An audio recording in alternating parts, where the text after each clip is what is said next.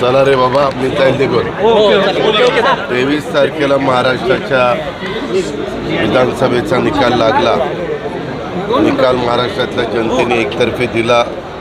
कधी महाराष्ट्राच्या इतिहासामध्ये इतक्या एकतर्फी निकाल लागलेला नव्हता. जास्तीत जास्त 222 जागा एकेकाळी काँग्रेसचं प्रभुत्व असताना आलेल्या होत्या, परंतु ते पण विक्रम त्या ठिकाणी मोडला गेला. त्याबद्दल मी आपल्यामार्फत मी तर मानलेलेच आहे पहिले, परंतु महाराष्ट्रातल्या तमाम मतदारांना, महायुतीच्या कार्यकर्त्यांना, सर्व सहकाऱ्यांना मनापासून धन्यवाद देतो, मनापासून आभार मानतो, कृतज्ञता व्यक्त करतो. परंतु आमच्यावर जबाबदारी वाढलेली आहे. आज आपण सगळ्यांनी पाहिलं असेल की आज एकनाथराव शिंदे साहेबांनी पण प्रेस घेतली आणि त्याच्यानंतर बावनकुळे साहेबांची प्रेस झाली. ती काही मला ऐकायला मिळाली नाही, कारण मी त्यावेळेस आपल्या इकडे यायला निघालेलो होतो संभाजीनगरला. पण एकंदरीतच उद्या आम्ही तिघही जण दिल्लीला जाणार आहोत. दिल्लीला गेल्यानंतर आमच्या पुढचं सगळं बाकीची चर्चा त्या ठिकाणी होईल आणि त्याच्यानंतर नवीन मुख्यमंत्री, 2 उपमुख्यमंत्री, सरकार ते अस्तित्वात त्या ठिकाणी येईल. पण एकंदरीतच खूप म्हणजे लगेचच नागपूरचं अधिवेशन आहे, पुरवणी मागण्या मंजूर करून घ्याव्या लागतील, अशा फार कामाचा लगेचच प्रेशर हे राहणार आहे.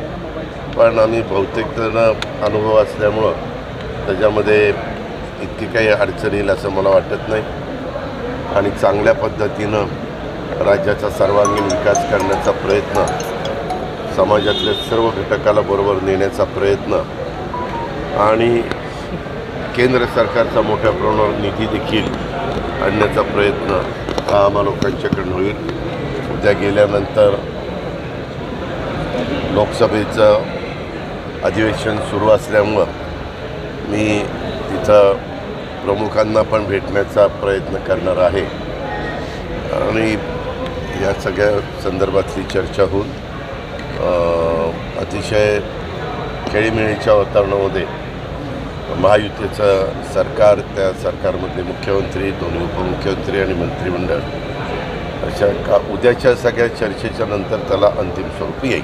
एकनाथ शिंदेंनी आज पत्रकार परिषदेमध्ये बोलताना भाजपचा जो कोणी मुख्यमंत्री पदाचा चेहरा असेल त्याला माझा पाठिंबा असेल असं त्यांनी स्पष्ट केलेलं आहे. त्याबद्दल तुमची भूमिका काय? मी आता काय कठीण आहे, तुम्ही पत्रकार मित्रांना तुमच्या हातात जोडली पाहिजे.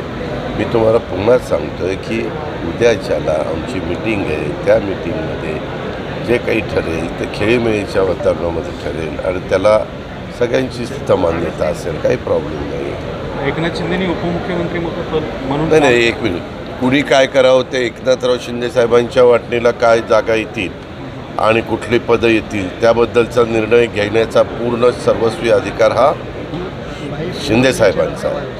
आमच्या बाजूला येतील तो आम्हा लोकांना आहे, त्यांच्याबद्दल मी कसं सांगू शकतो?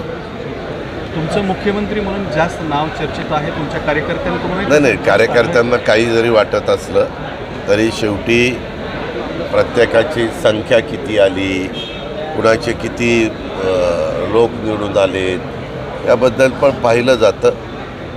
मागच्या 2.5 वर्षापूर्वीची गोष्ट वेगळी होती, आताची परिस्थिती वेगळी आहे. अमोल मिटकरी यांनी जे ट्विट केलं आहे कशाबद्दल? ते तुम्ही जे एजन्सी दिली होती त्याबद्दल ते त्यांनी ट्विट केलं आहे. तुमच्या मुलाने पण आता ट्विट केलं आहे की त्यांचं जे मत आहे ते वैयक्तिक मला त्याबद्दल नो कॉमेंट्स. तुम्ही ना एवढं राज्याचं महत्त्वाचं सरकारचं आता उद्या 13-13.5 कोटी जनतेचा कारभार कुणाकडे द्यायचा आहे आणि नको त्या गोष्टीला का तुम्ही महत्त्व देता? त्याला फार महत्त्व द्यायचं कारण नाही. EVM बद्दल राज ठाकरे किंवा मनसेकडून सुद्धा प्रश्नचिन्ह उपस्थित केलं जातं. ते तुम्ही आपण सगळेजण न्यायव्यवस्थेला महत्त्व देतो ना. संविधान कालच आपण सगळ्यांनी संविधानाच्या बद्दल संविधान वाचन केलेलं आहे.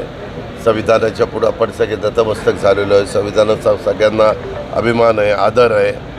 स्वतः सुप्रीम कोर्टाने काल काय सांगितलं ऐकलं नाही आपण? ऐकलं की नाही ऐकलं? सुप्रीम कोर्ट असं म्हणालं की प्रत्येक वेळेस निवडणुकीमध्ये ज्यांचा पराभव होतो तो पराभव EVMच्या माथी मारला जातो आणि यश आलं की मग EVM चांगलं. आता मागे पण आमच्या लोकसभेच्या निवडणुकीच्या निमित्तानं महाराष्ट्रात महायुतीचा अतिशय खराब परफॉर्मन्स पण पाहिला, परंतु आम्ही त्याला EVMचा दोष दिलेला नाही. EVM काय आज नाही, वर्षानुवर्ष EVM चाललेलं आहे.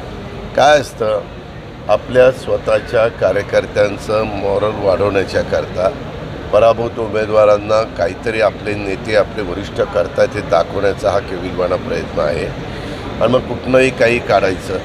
आता पश्चिम बंगाल तिथं EVM चांगलं, त्याचा निकाल लागला. पंजाबचा निकाल लागला, दिल्लीचा निकाल लागला, कर्नाटकचा निकाल लागला, केरळचा निकाल लागला, तेलंगणाचा निकाल लागला. तेव्हा EVM फार सुंदर, एकदम फर्स्ट क्लास.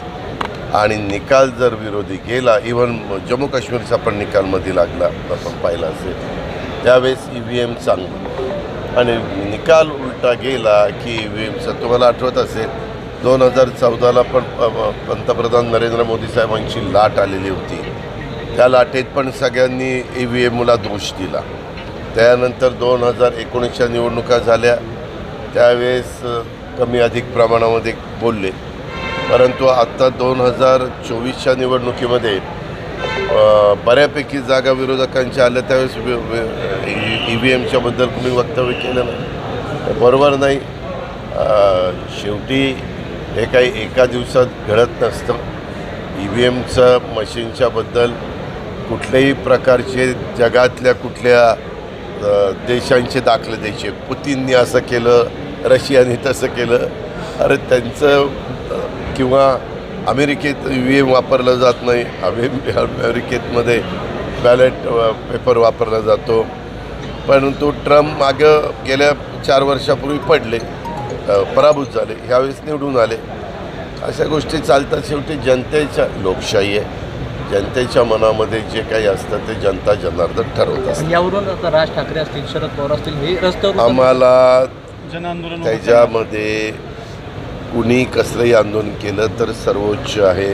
एक तर इलेक्शन कमिशनने सांगितलं आहे की आमचा पूर्ण त्याच्यावर विश्वास आहे. दुसरी गोष्ट, आपण सुप्रीम कोर्टाला ते देतील तो निर्णय अंतिम मानतो.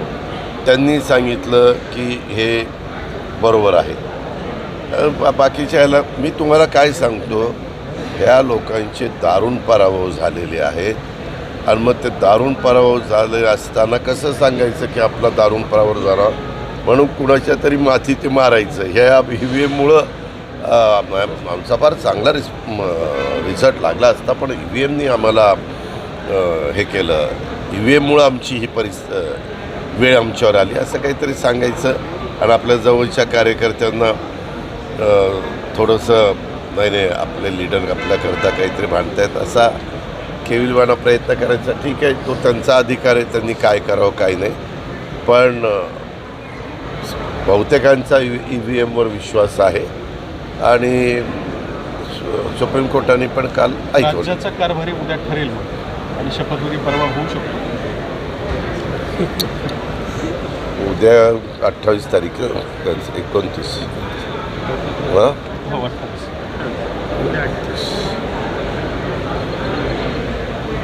मंथ एंडपर्यंत 30 तारखेपर्यंत व्हायला पाहिजे. 30 किंवा 1 असं वेळ होईल. 30 किंवा 1. शेवटचा एक रोहित पवारांचा प्रश्न विचारतो. रोहित पवार म्हणाले की आत्ताच अजितदादांना मुख्यमंत्री करा, नंतर संधी मिळणार नाही, माझ्या त्यांना शुभेच्छा. बाकीच्यांनी फुकटचा सल्ला द्यायचं काही कारण नाही.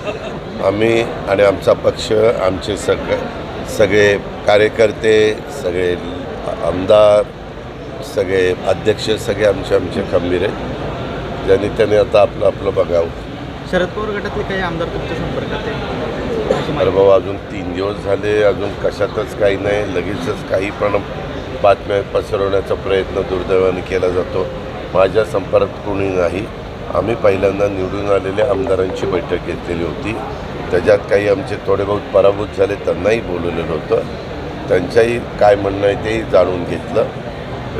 निवडून आलेल्या आमदारांना सांगितलं की तुम्ही आता ते फॉर्मवर सह्या करणं वगैरे काय वेगवेगळ्या गोष्टी करावं लागतात, ठराव करावा लागतो की आपला गटनेता कोण, त्याला काय अधिकार वगैरे वगैरे. ह्या सगळ्या गोष्टी रितसर आम्ही पार पाडलेल्या आहेत. आणि बाकीच्या संदर्भात त्यांना सांगितलं की आता तुम्ही जावा आपापल्या मतदारसंघात आणि जनतेचे आभार माना, राज ठाकरे आणि मतदारांचे आभार माना. राज ठाकरे आणि उद्धव ठाकरे एकत्र येण्याची चर्चा सुरू आहे. या पार्श्वभूमीवर हे आपल्याला माहिती आहे किती वर्ष म्हणजे ते वेगळे झाल्यापासून अशी चर्चामध्ये ज्यावेळेस कुठल्या बातम्या नसतात त्यावेळेस अशा काहीतरी बातम्या सोडल्या तुमच्याबद्दलची जातात. अशी एक चर्चा आहे की नाही, तुम्ही- आम्ही आमचं काम करतो आहे. आम्ही महायुतीमध्ये समाधानी आहोत. आम्ही घेतलेला निर्णय आम्हाला योग्य वाटतो आणि आम्ही पुढं जातो आहे आणि राज्याचं हित कसं आपल्याला चांगल्यातलं चांगलं सांभाळता येईल आणि विकास करता येईल याकरता आमचा प्रयत्न चालू आहे. धन्यवाद.